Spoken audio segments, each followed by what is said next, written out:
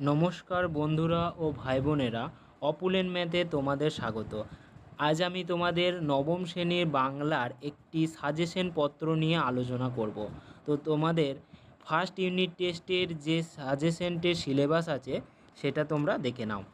দেখো, এখানে কবিতা থেকে কলিঙ্গ দেশে ঝড় বৃষ্টি, নগর এবং গদ্য থেকে ইলিয়াস দাম, নাটক থেকে ধীবর বৃত্তান্ত, সহায়ক পাঠে আছে বোমযাত্রীর ডায়েরি, ব্যাকরণে আছে ধ্বনি ও ধ্বনি পরিবর্তন, শব্দ গঠন, উপসর্গ, অনুসর্গ, ধাতু ও প্রত্যয় এবং ভাব সম্প্রসারণ।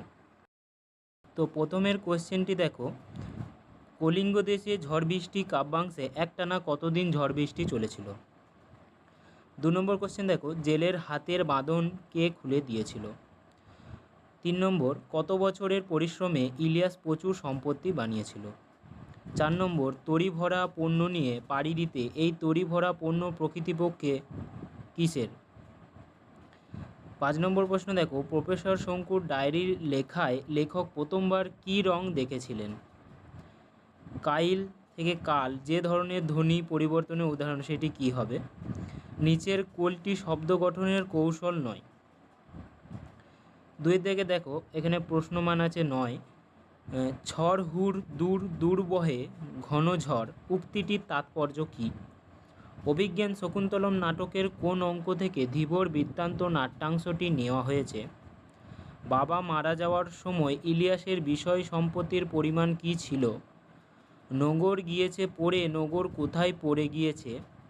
মৌলিক ধ্বনি কাকে বলে? বিপ্রকর্ষ কথার অর্থ কী? সংকীর্তন শব্দে কোন উপসর্গ রয়েছে? উক্তি শব্দের প্রকৃতি ও প্রত্যয় নির্ণয় করো।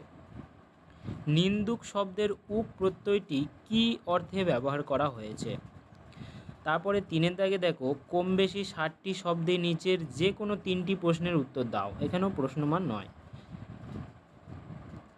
1 নম্বর প্রশ্ন দেখো, পরিচ্ছন্ন নাহি সন্ধ্যা দিবস রজনী, এখানে কী অর্থে পরিচ্ছন্ন শব্দটি ব্যবহার হয়েছে?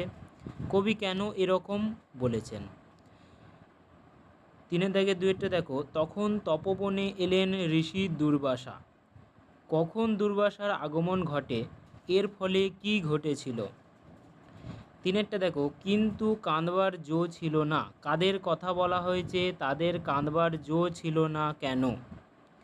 4 নম্বর প্রশ্নটা দেখো, 50 বছর ধরে সুখ খুঁজে খুঁজে এতদিনে পেয়েছি, এই সুখের পরিচয় দাও। তো বন্ধুরা, এটাই ছিল কোশ্চেন। তো তোমরা এই কোশ্চেনটি অবশ্যই ফলো করতে পারো। আরও আমি অনেক কোশ্চেন এই চ্যানেলে দিয়ে থাকি। তোমরা যারা নতুনেরা আছো তারা অবশ্যই সাবস্ক্রাইব করে রেখো আর বন্ধুদের মধ্যে প্রচুর পরিমাণে শেয়ার করো।